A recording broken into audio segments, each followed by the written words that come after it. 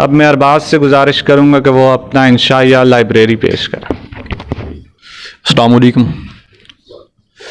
عنوان ہے لائبریری۔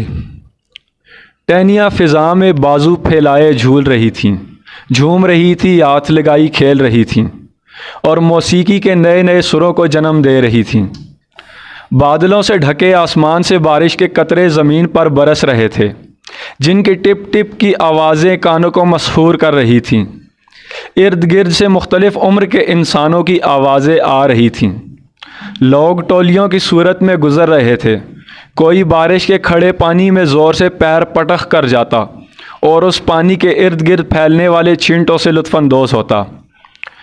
کچھ نوعمر لڑکے لڑکیاں اپنے ہم جولیوں کے ساتھ کہہ کہے لگاتے ہوئے آتے اور تصاویریں بناتے، اچھلتے کودتے گزر جاتے۔ بچے بوڑھے جوان گویا سب ہی اس سہانے موسم سے لطف اٹھا رہے تھے۔ اس پورے حسین منظر میں صرف ایک لائبریری تھی جو آنکھوں میں نمی لیے بیٹھی تھی اور اس پورے منظر کو خاموش اداسی سے دیکھ رہی تھی۔ کبھی وہ اپنے ماضی کے دنوں کو یاد کر کے خوش ہوتی تو کبھی اچانک اسے حال کا خیال چونکا دیتا اور وہ اداس ہو جاتی۔ یہ منظر دیکھتے دیکھتے وہ لائبریری پر درد لہجے میں بولی، مجھے تم سب نے ویران کر دیا ہے۔ میں تم سب کو ہنستے کودتے کھیلتے دیکھ کر خوش تو ہوتی ہوں، مگر مجھے اپنے اوپر رونا آتا ہے، کیونکہ تم سب نے مل کر میری طرف سے منہ پھیر لیا ہے، میری طرف آنا چھوڑ دیا ہے۔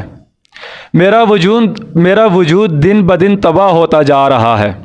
چوہوں، مکڑیوں اور جالوں نے مجھے اپنا مسکن ٹھہرا لیا ہے، جو ہر روز میرے جسم کو ٹکڑے ٹکڑے کر رہے ہیں۔ یہ میرے جسم پر ظلم ہے، فقط ظلم نہیں، ظلم عظیم ہے۔ یہ وہی ظلم ہے جو منگولوں نے مجھ پر سرزمین بغداد میں ڈھایا تھا اور مجھے جلایا تھا۔ میرا وجود صفائے ہستی سے مٹانے کی کوشش کی تھی۔ میرا وجود آدھے سے زیادہ جل گیا، تباہ ہو گیا، مگر میں بچ گئی تم سب کے لیے۔ مجھے عباسیہ خاندان نے جنم دیا اور پھر بچوں، بوڑھوں، جوانوں سب نے مل کر میری پرورش کی۔ وہ تو میرا اتنا خیال رکھتے تھے کہ اپنی بیٹیوں کو جہیز کے طور پر مجھے دیتے تھے تاکہ میرا وجود باقی رہ سکے۔ میں تو علوم و فنون کے گڑھ کونیا میں بھی رہ چکی ہوں۔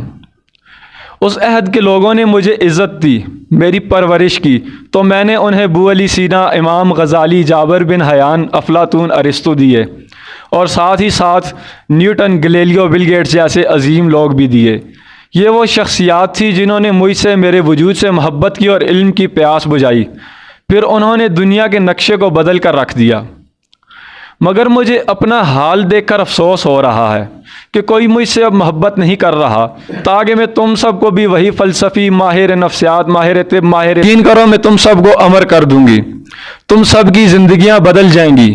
یہ جو مصنوعی مسکراہٹ چہرے پر سجائے پھرتے ہو، جھوٹی خوشی کا لبادہ اوڑھے پھرتے ہو، اس سب سے آزاد کر دوں گی، حقیقی خوشی سے نوازوں گی۔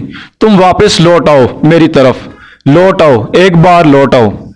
اب بادل چھٹ چکے تھے اور سورج کی سنہری کرنوں نے اپنا دیدار کروانا شروع کر دیا تھا۔ لائبریری یہ سب کہہ کر خاموش ہو گئی تھی اور زندگی ایک بار پھر اپنے معمول پر آ گئی تھی۔